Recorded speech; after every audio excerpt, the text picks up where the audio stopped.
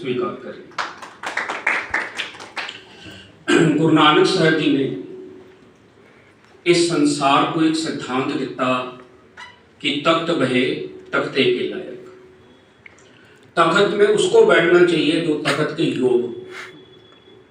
एक गलत और बेईमान इंसान तख्त पे बैठ जाए, उससे कभी इंसान को न्याय नहीं मिलता है। वैसे तो राजनीति और नेता, ये दोनों शब्द की एक अपनी महत्ता है। नेता और राजनीति वैसे आज माफ करना गाली हो गई है। अगर कोई आदमी बहुत आगे बढ़े तो हम उसको कहते हैं बड़ा नेता बना फिरता है, और कोई आदमी इधर उधर की बात करे तो कहते हैं बड़ी राजनीति करता है। ये दोनों शब्द अपने आप में बहुत महान हैं। नेता का मतलब है आगू, जो ईमानदारी, सत्य और निष्ठा के मार्ग पे चलते हुए समाज के लोगों को आगे ले जाए। राजनीति मतलब एक ऐसी नीति जिससे राज्य और देश के हर इंसान को हक और न्याय मिल सके, हर इंसान सुखी बच सके, हर इंसान को रोटी कपड़ा और मकान मिल सके, कोई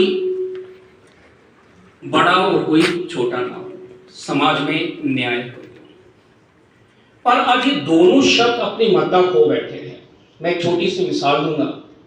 आज हम श्री कर्पूरी ठाकुर जी के जन्मदिन को, एक महोत्सव को मनाने की यादें करते हैं।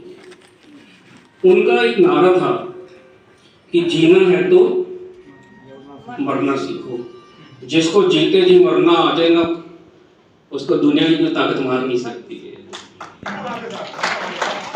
आज कर्पूरी ठाकुर जी यहीं बैठे अपने कर्मों से।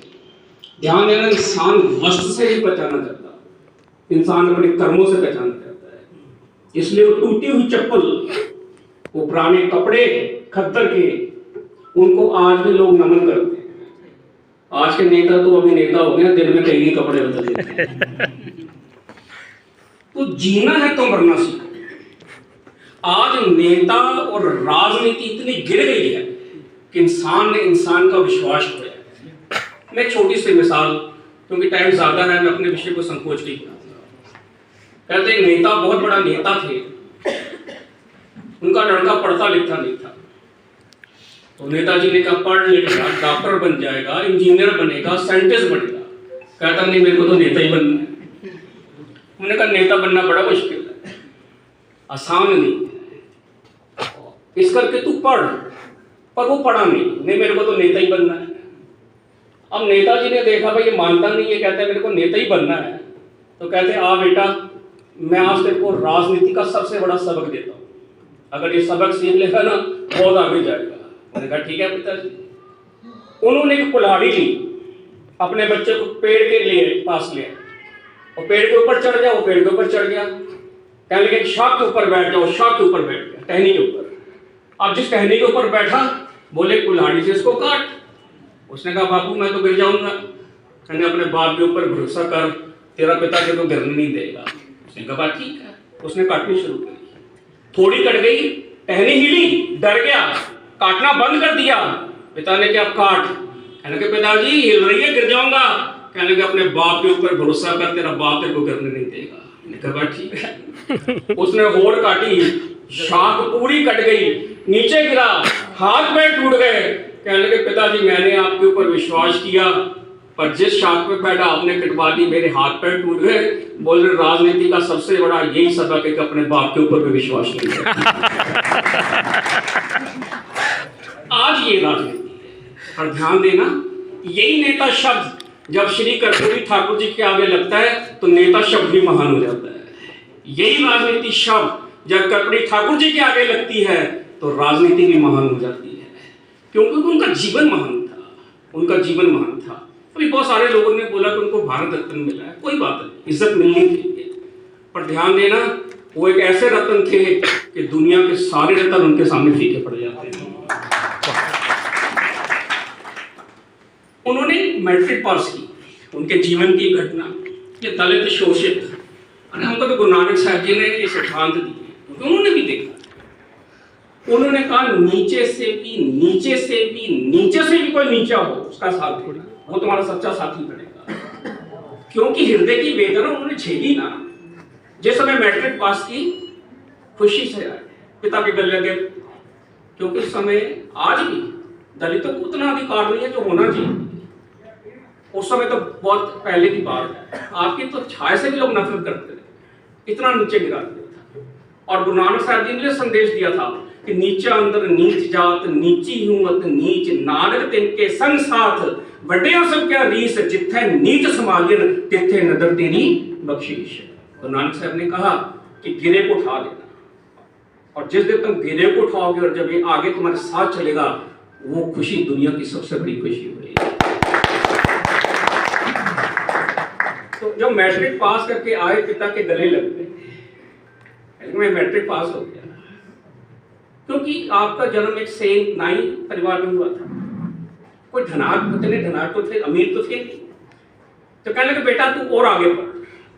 पिता को मान होता है, ध्यान देना, कई बार बाप इतना आगे बढ़ जाता है ना, तो बच्चा बड़े मान से कहता है कि वो मेरा बाप है, पर कई बार बच्चा इतने आगे बढ़ जाता है कि माँ बाप बड़े मान से कहते हैं मैं इसका बाप। और समाज में यही होता है।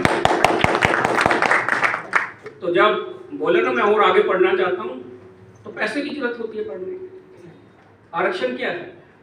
क्योंकि हमारे पास जब हमारा विकास नहीं हुआ, हमने अच्छी शिक्षा लेनी है, तो पैसा, आज दुनिया में सब कुछ पैसा हो गया, उस समय पैसा चाहिए। आगे बढ़ने के लिए पैसा चाहिए, पढ़ाई करनी है तो पैसा तो चाहिए। एक जमींदार के पास ले गए, जमींदार आसन पे कुर्सी पे बैठा था। बाप ने बड़े मान से ये बात कही कि मेरा बेटा मैट्रिक पास हो गया, ये आगे पढ़ना चाहता है। पता है उसने क्या कहा? उसने कहा तुम लोग जितनी भी शिक्षा हासिल कर लो, पैर आगे बढ़ाया, मेरे पैर को दबा, तुम लोग सिर्फ हमारे पैर दबाने के लिए पैदा हुए। ये बात जाके छाती में लगी। उस दिन उन्होंने प्रण किया, कहने लगे ऊंची जात वालों, लोग तुम्हारे सामने डर से झुकते हैं, तुम्हारे पान और पृष्ठ से आगे झुकते हैं, पर मैं अपने कर्मों से इतने आगे झुकूंगा, लोग मेरे सामने डर के नहीं, मेरे कर्म के करके मेरे आगे सम्मान से झुकेंगे। और आज सारा भारत झुक रहा है, आज सारी दुनिया श्री कर्पूरी ठाकुर जी का हिंदुस्तान में, सारा हिंदुस्तान उनका जन्मदिन मना रहा है। और ध्यान रखना, सिर्फ ये बात नहीं है, हमें श्री कर्पूरी ठाकुर जी के जीवन के ऊपर अमल करना है, उनके ऊपर चलना है, तब हम अपने जीवन को आगे बढ़ा सकेंगे। श्री कर्पूरी ठाकुर जी सदैव दलित, शोषित और वंचित वर्ग के उत्थान के लिए आप प्रयत्नशील रहे हैं। आप एक बहुत बड़े दूरदर्शी थे और बहुत अच्छे वक्ता भी थे। और ध्यान रखना, जो अच्छा वक्ता होता है वो लोगों के हृदय को बदल देता है, जो क्रांति वही पैदा कर सकता है जिसके अंदर ताकत हो। तो लड़ना सीखो, लड़ना सीखो। अधिकार के लिए लड़ना पड़ता है, अधिकार को देता नहीं है ऐसे आप ले लीजिए, अधिकार के लिए लड़ना पड़ता है। पग पड़ पर अड़ना सीखो, जीना है तो मरना सीखो। तो उन्होंने हमें संसार में जीना भी सिखाया और ये भी सिखाया कि जो सच्चे मार्ग के ऊपर चलता है उसकी जिंदगी में कभी हार नहीं होती। हमेशा वो अपने, जब तक आप इस संसार में तन करके थे, आज वो कर्म करके हैं, तन करके तो सब नहीं जाता, पर आज वो अपने कर्म करके हैं। ध्यान देना, संसार में राम भी आए हैं और रावण भी आए हैं, संसार में बाबर भी आए हैं, गुरु नानक भी आए हैं, संसार में औरंगजेब भी आया है, गुरु गोविंद सिंह साहब भी आए हैं, पर कौन बाबर के चरणों में नमस्कार करता है? कौन औरंगजेब के चरणों में नमस्कार करता है? कौन रावण के चरणों पर नमस्कार करता है? श्री राम को मानने वाले हजारों लोग हैं, गुरु नानक को मानने वाले हजारों लोग हैं, गुरु गोविंद सिंह साहब जी को सदा करने वाले करोड़ों लोग हैं। इसी प्रकार कर्पूरी ठाकुर जी ने अपने जीवन में श्रेष्ठ और अच्छे कर्म किए हैं। जिंदगी की घटना, बाकी मैं, आप और विद्वान हैं, मैं उनको सुनूंगा। रामनाथ जी आप जी के बेटे का नाम जी, कहते 2 बार मुख्यमंत्री बने, 2 बार, एक बार वाइस मुख्यमंत्री भी बने। कहते जब मुख्यमंत्री बने ना, उनके बहनोई का किस्सा तो आपको सुना दिया, मैं उसको नहीं छेड़ूंगा, जो जो बातें होगी मैं उसको टच नहीं करूंगा। कहते रामनाथ जी को उन्होंने एक पत्र लिखा, लेटर लिखा अपने बेटा मैं मुख्यमंत्री बन गया, मैं चीफ मिनिस्टर हूं, पर मेरे नाम से कभी फायदा लेने की कोशिश नहीं करना और जिंदगी में ऐसे कर्म नहीं करना, मैं तो अपने जीवन में कोई दाग नहीं लगने दूंगा, पर तू मेरा पुत्र है, तू पुत्र होने के नाते मेरे जीवन में उसकी दाग। ये होते हैं नेता, ये होती है राजनीति। सो उन्होंने बहुत अच्छे तरीके से संसार में कर्म किए हैं, आप लोगों के लिए उन्होंने अनेक काम किए हैं। बस ये सच्ची श्रद्धा है कि हम इकट्ठे हुए, बैठे, उनके कर्मों को एक दीवे से अनेक दीवे जलाए जा सकते हैं। अनेक दीवे, आप एक दीवे से अनेक दिए जला सकते हैं। कैसे? अब एक दिया जलता हो, बहुत सारे दिए दूर दूर हों तो जलते नहीं, करना क्यों पड़ेगा? पास में आना पड़ेगा। मुट्ठी में बड़ी ताकत होती है। और सेन समाज से तो हमारा बहुत खास रिश्ता है। आप देखिए भगत सेन जी का एक शब्द गुरु ग्रंथ साहिब में, इसे गुरु नानक साहब जी ने अपने गले लगाया। देखिए भगत नामदेव हो, भगत रविदास जी हो, भगत कबीर जी हो, उनको अपने साथ बिठाया।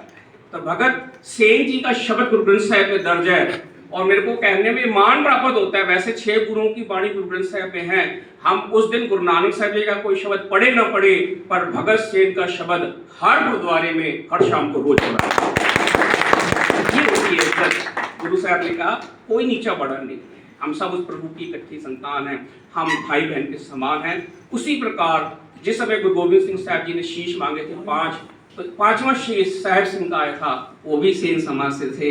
और जिस समय चमकौर की लड़ाई में शहीद की बराबत की गुरु गोविंद सिंह साहब जी के 2 पुत्रों ने और 2 सरन के दरबार में चले गए, तो चमकौर की लड़ाई में साहिब, क्योंकि भाई साहिब सिंह जी ने उन्होंने भी अपनी शहादत दी थी और उन्होंने गुरु गोविंद सिंह साहब जी का साथ दिया था। सो मैं आप जी के समक्ष आया, आपने मुझे यहाँ पे आमंत्रित किया। मैं पहले भी एक बारी आपके बीच में आया हूँ। संजय सेन जी से मेरा बहुत स्नेह है।